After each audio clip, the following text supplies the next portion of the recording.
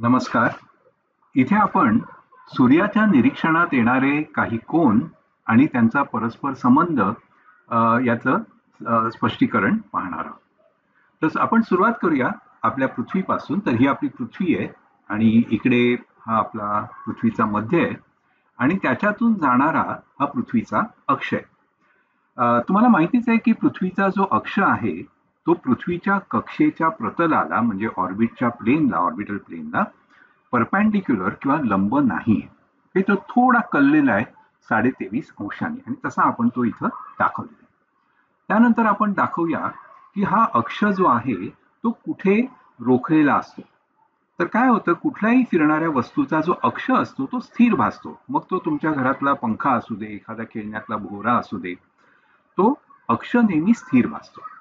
In fact त्या अक्षावरची कुठलीही वस्तू, मग तो एखादा तारा का असेना, तोही स्थिर भासतो. तसंच इकडे पण होतं, पृथ्वीचा अक्ष जिथे रोखलेला असतो त्या तिकडे आपल्याला एक तारा जर दिसला तर तो तारा स्थिर होतो आणि त्याला आपण ध्रुव असं नाव देतो. तर हा आपला ध्रुव तारा आहे. त्यानंतर आपण पृथ्वीचं जे विषुववृत्त आहे, इक्वेटर आहे, ते आपण इथं दाखवले. आणि आता आपण पृथ्वीवरची एखादी जागा निवडूया.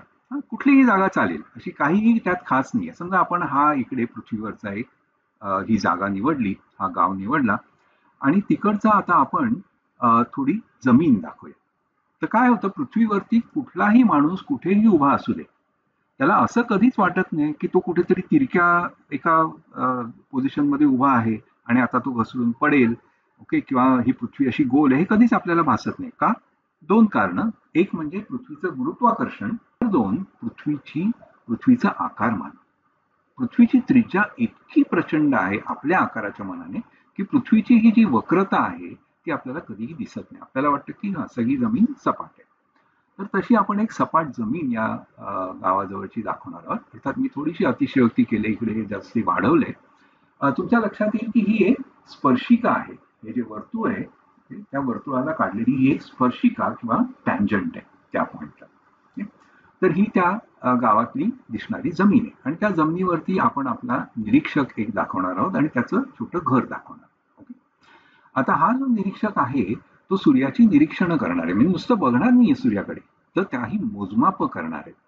विशेष करून तो काही कोन मोजणार आहे आणि त्यासाठी त्याला अर्थात कोनमापक लागेल. तर तो कोनमापक आपण इकडे दाखवूया. हा तो कोनमापक आहे आणि तो जो कोनमापक आहे त्याला त्याने एक इथं खिळा ठोकलाय त्याच्या अगदी बरोबर केंद्राच्या ठिकाणी. सो दॅट त्या खिळ्याभोवती हा कोनमापक आपल्याला फिरवता येईल किंवा त्याला फिरवता येईल.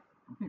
आता तो काय करणार आहे, तर या खिळ्याला तो एक दोरी लावणार आहे आणि त्याला एक वजन लटकवणार आहे आणि ते वजन ओके हे असं उभं राहील. ओके. कुठलीही लटकवलेली वस्तू असो, मग ही अगदी म्हणजे जसे गवंडी वापरतात तसं त्याला ओळंबा म्हणतात किंवा प्लम लाईन म्हणतात, ती असो किंवा एखादं लटकवलेलं दप्तर असो, ते नेहमी असं एका उभ्या रेषेत नेहमी राहतं, व्हर्टिकल लाईन. मग तो काय करतो, तर त्याला थोडंसं ज्ञान आहे भूगोलाचं म्हणा किंवा खगोलशास्त्राचं म्हणा, तर त्याला माहिती आहे की तो कुठल्या अक्षांशावरती उभा आहे, त्याची पोझिशन कुठे आहे पृथ्वीवर. तर ती ही त्याची पोझिशन आहे, त्याची स्थिती आहे पृथ्वीवरची. आणि हा जो कोन केलेला आहे त्याच्या गावाने कशाबरोबर, तर ह्या आपलं पृथ्वीचं जे विषुववृत्त आहे त्याच्या प्रतलाबरोबर केलेला जो कोन आहे त्याला आपले अक्षांश म्हणतात. अक्षांशासाठी मी ए डिग्रीज, ए अंश असं हे इथे नाव दिलेलं आहे आणि हे त्याचं अक्षांश आहे, अक्षांशाचं वर्तुळ आहे. ओके. आता तो काय करणार आहे, तर तो हे कोनमापक फिरवून घेणार आहे. तर आपण ते तसं त्याला कसं फिरवतो ते बघूया. तर तो असं फिरवणार आहे. काय करतो तो कोनमापक घेतो, हा खिळा आहे म्हणतो, मग हे टोक असं तो फिरवायला लागतो आणि तो फिरवत राहतो जोपर्यंत त्या कोनमापकावरती ह्या ओळंब्याने केलेला हा जो कोन आहे ना तो अक्षांशा एवढा होत नाही तोपर्यंत. आता तुम्हाला या इथे दिसेल की हा जो कोन आहे आणि हा जो कोन आहे, इथे पण मी इथे ए डिग्री असं दाखवलं इकडे. तर ओळंब्याने केलेला कोन हा तो ए डिग्री एवढा करून घेतो. आता या स्थितीत काय होतं तर आपण बघूया काय झालं. ही 90 अंशाची जी रेषा आहे ती पृथ्वीच्या अक्षाला समांतर झालेली आहे. ते आपण दाखवू शकतो इकडे. पृथ्वीचा अक्ष जसा ध्रुव ताऱ्याकडे रोखलेला आहे तशी ही रेषा देखील ध्रुव ताऱ्याकडे रोखली जाईल. आता लक्षात घ्या, ध्रुव तारा हा आपल्यापासून जवळजवळ अनंत अंतरावरती आहे. म्हणजे आपले जे पृथ्वीचा जे आपल्या आकार आहे त्या मनाने हे अंतर अनंत म्हटलं तरी हरकत नाही. आणि अशा वेळी एखाद्या अनंत अंतरावर असलेल्या वस्तूकडे जेव्हा आपण दोन रेषा रोखतो, थोड्या एकमेकीपासून अंतरावरती असतील तरी पण त्या समांतर त्या राहतात आणि त्याच वस्तूकडे त्यांचा रोख असतो. तर हा इकडे आपला ध्रुव तारा आहे. त्यानंतर हा ध्रुव ताऱ्याकडे कललेला असल्यामुळे काय झालं तर आपल्याला आणखीन एक काहीतरी मिळाले आणि ती आहे ही एक दिशा. ती काय असेल तर इथे हे 90 अंश आहे, कारण ही रेषा कसली आहे, 0 आणि 180 अंशांना जोडणारी रेषा आहे.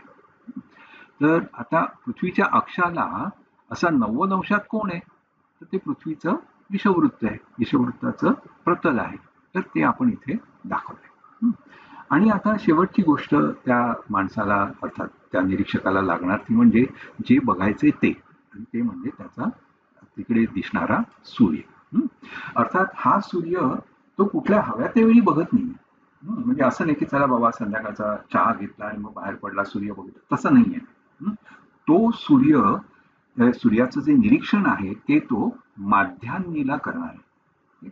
माध्यान्नीला म्हणजे सूर्य अगदी जेव्हा सगळ्यात वर येतो, म्हणजे वर वर वर वर तो सकाळपासून जात असतो, तो वर जायचा थांबतो आणि खाली यायला जस्ट सुरुवात करणार असतो, ती माध्यान्ह. त्या क्षणी हा हे मोजमाप करणार आहे.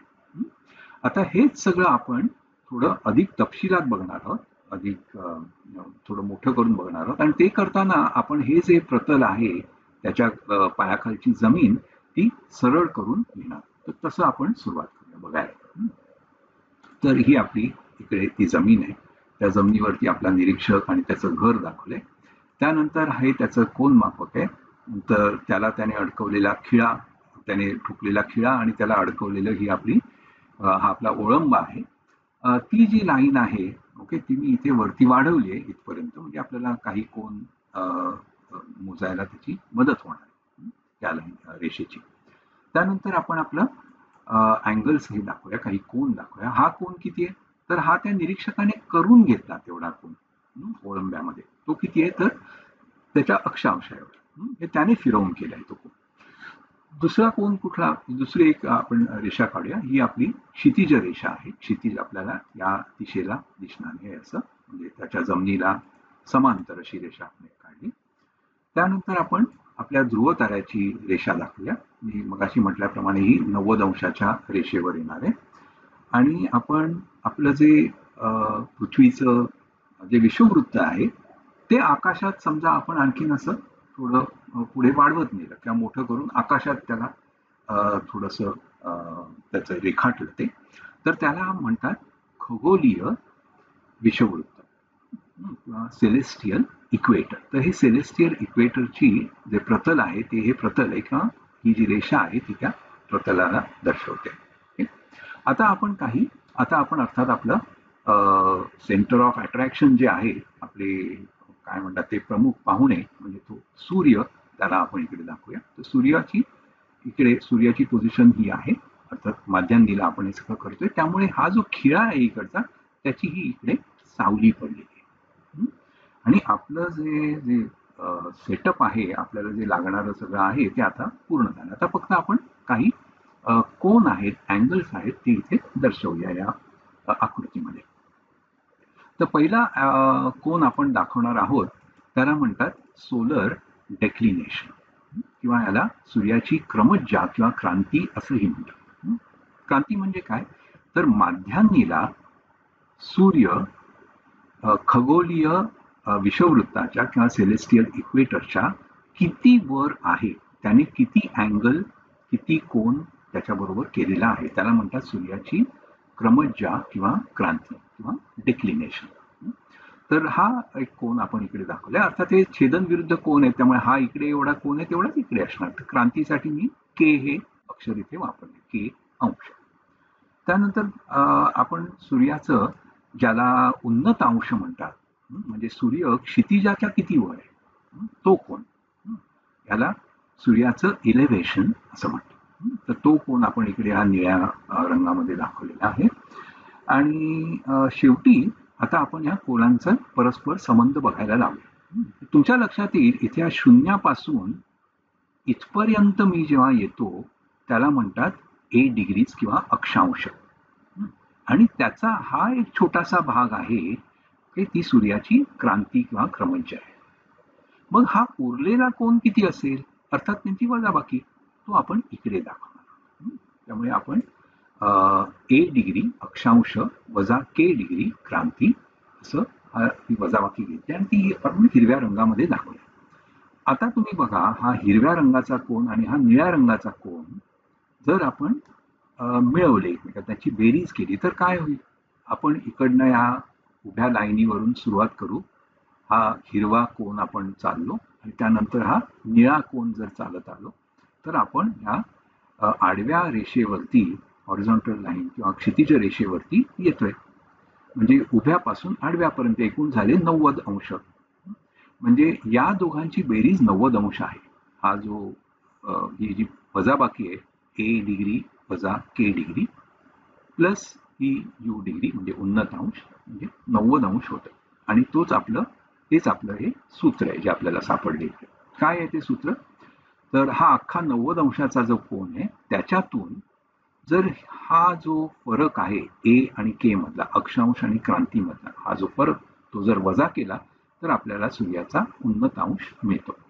अर्थात काय आपल्याला काढायचंय हे परिस्थितीप्रमाणे बदलेल. कधीतरी आपल्याला सूर्याची क्रांती काढायची असेल तर आपल्याला उन्नत अंश मोजायचे. अक्षांश तर आपल्याला माहिती आहेत आपल्या जागी आपण कुठे उभ्या होतो पृथ्वीवरती. आणि हे समीकरण वापरून तुम्ही सूर्याची क्रांती देखील काढू शकता. धन्यवाद.